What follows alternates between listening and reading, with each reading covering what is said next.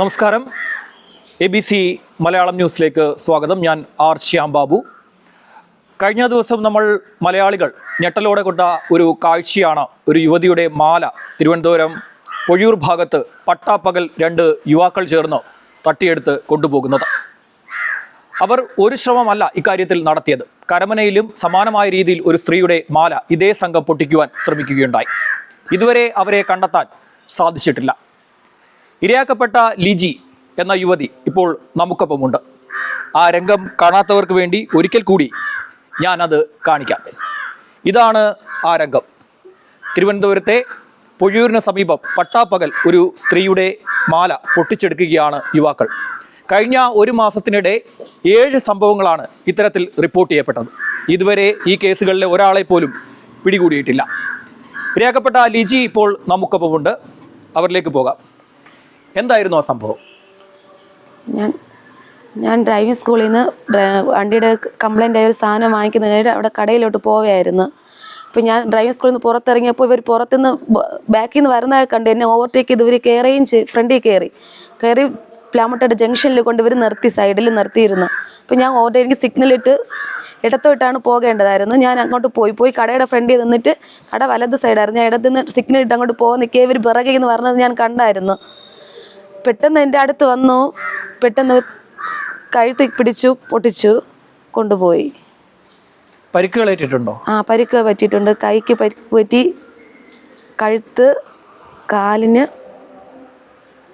പിന്നെ നെഞ്ചും കുറുക്കുമൊക്കെ ഭയങ്കര വേദനയുണ്ട്.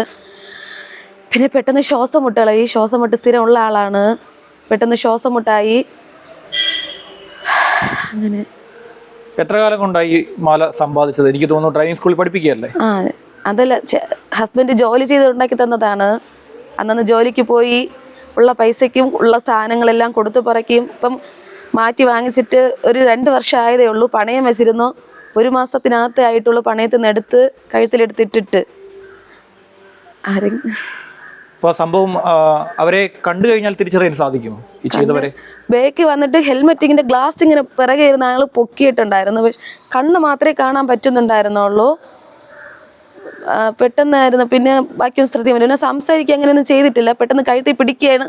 ഉടനെ വണ്ടി വലത് സൈഡോട്ട് ഞാൻ ഇടത്തോട്ടായിട്ട് പോയി വീണായിരുന്നു. ഇവര് പിന്തുടരുന്നത് പോലെ തോന്നിയിരുന്നു? തോന്നിയിരുന്നു. പക്ഷെ എന്നെ പിന്തുടരാനായിട്ടും തോന്നിയിട്ടില്ല. രണ്ടുപേർ പറഞ്ഞത് കണ്ടായിരുന്നു. ഞാൻ ജംഗ്ഷനിൽ വെച്ചാൽ ഞാൻ ഡ്രൈവിംഗ് സ്കൂളിൽ നിന്ന് ഇറങ്ങിയപ്പോൾ തന്നെ ഞാൻ കണ്ടായിരുന്നു. ഇവർ പിറകെ എന്ന് പറഞ്ഞത് കണ്ട് എന്നെ ഓവർടേക്ക് ചെയ്ത് ഒരിക്കൽ കയറുകയും ചെയ്തു.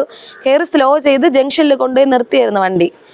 അപ്പോഴത്തേക്കും ഞാൻ പ്രതീക്ഷിക്കുന്നില്ല, ഇങ്ങനെ വന്നവരാണെന്ന് പ്രതീക്ഷിക്കുന്നില്ല. എനിക്ക് ഇടത്ത് സൈഡിലോട്ട് പോവേണ്ടതായിരുന്നു. അപ്പോഴത്തേക്കും ഞാൻ തിരിഞ്ഞു പോയപ്പം ഞാൻ സ്ലോയിൽ, ഫ്രണ്ടിൽ നിന്ന് ഒരു ലോറി ഉണ്ടായിരുന്നതുകൊണ്ട് ഞാൻ സ്ലോയിലാണ് പോയത്. അപ്പം ഞാൻ ഇവിടെ നിർത്തി സിഗ്നലിട്ട് ബാക്ക് നോക്കിയപ്പോൾ ബൈക്ക് 2 പറഞ്ഞത് കണ്ട്. അപ്പം ബൈക്ക് പോയിട്ട് അപ്പുറത്തോട്ട് പോകാമെന്നും പറഞ്ഞിട്ട് ഞാൻ നിൽക്കുകയായിരുന്നു. അപ്പോഴത്തേക്കാണ് ഇവർ ബൈക്ക് പോവുകയും ഇവരുടെ സ്ലോ ചെയ്ത് നിൽക്കുന്നുണ്ടായിരുന്നു. അപ്പം ഞാൻ ഈ വണ്ടിയുടെ പോയിട്ട് തിരിയാന്ന് പറഞ്ഞിട്ടാണ് ഞാൻ അങ്ങോട്ട് അവിടെ നിന്നത്. അപ്പോഴത്തേക്ക് ഇവർ വന്ന് നിർത്തി. പെട്ടെന്ന് അവർ കഴുത്തി പിടിച്ചു, പൊട്ടിച്ചു. പോലീസ് എന്താ പറയുന്നത്? പോലീസ് അന്വേഷിക്കാൻ ഊർജിതമാക്കിയിട്ടുണ്ടെന്ന് പറഞ്ഞു. ആരാവുന്നത് ഒരു അറിവ് കിട്ടിയിട്ടില്ല. ഈ സമീപത്ത് ഒട്ടനവധി ആളുകൾ ഉണ്ടായിരുന്നു. അവരുടെ ഒരു സഹായം ആ ഒരു കൃത്യസമയത്ത് ഉണ്ടായോ? അപ്പോഴത്തേക്ക് ആ സമയത്ത് ആരും അവിടെ ഇല്ലായിരുന്നു. അവർ പോയി വിളി കേട്ടിട്ടാണ് ആൾക്കാരൊക്കെ പെട്ടെന്ന് വന്നത്. കടയിലവിടെ ആൾ അപ്പോഴത്തേക്ക് ഇല്ലായിരുന്നു. അവർ വീട്ടിനകത്ത് എന്തോ ആവശ്യമായിട്ട് പോയിരുന്നു. വിളി കേട്ടിട്ടാണ് ആൾക്കാരൊക്കെ വന്നത്. അവിടെ ഉടനെ തന്നെ അവർ പാറശ്ശേരി സ്റ്റേഷനിൽ നിന്ന് പോലീസൊക്കെ വന്നിട്ടുണ്ടായിരുന്നു. പെട്ടെന്ന് പിന്നീടാണ് അവർ പൊഴിയൂരിലോട്ടാണെന്ന് പറഞ്ഞ് പൊഴിയൂർ സ്റ്റേഷനിലോട്ട് കൊടുത്തു. പിന്നെ അവിടെ നിന്ന് ആൾക്കാരൊക്കെ വന്ന് അപ്പോഴത്തേക്ക് എല്ലാവരും ഉണ്ടായിരുന്നു. അന്വേഷണം നടക്കുന്നു എന്ന് പറഞ്ഞു. 1 മിനിറ്റോളം ഞാൻ അവരോട്ട് ഫൈറ്റ് ചെയ്ത് നിൽപ്പുണ്ടായിരുന്നു. എന്നെ ഉന്തി തള്ളി ഇട്ടപ്പോഴത്തേക്കാണ് അവർക്ക് പെട്ടെന്ന് മാറിപ്പോകാൻ പറ്റിയത്. ആ സമയത്ത് ഏതെങ്കിലും ഒരാൾ അതുവഴി വന്നിട്ടുണ്ടായിരുന്നെങ്കിൽ അവരെ തീർച്ചയായിട്ടും പിടിക്കാനായിട്ട് സാധിക്കുമായിരുന്നു. ആ സമയത്ത് ആരും അവിടെ ഇല്ലായിരുന്നു വഴിയേരി. അപ്പോൾ ഇതാണ് നഷ്ടപ്പെട്ട മാല.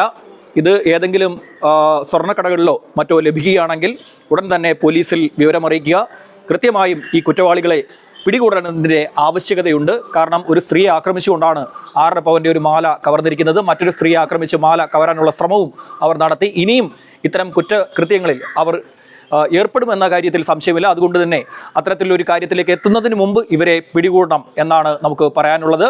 കൂടുതൽ വാർത്തകളും വിശേഷങ്ങളും നിങ്ങളിലേക്ക് എത്താൻ ABC മലയാളം സബ്സ്ക്രൈബ് ചെയ്യുക. ബെൽബട്ടനും അമർത്തുക.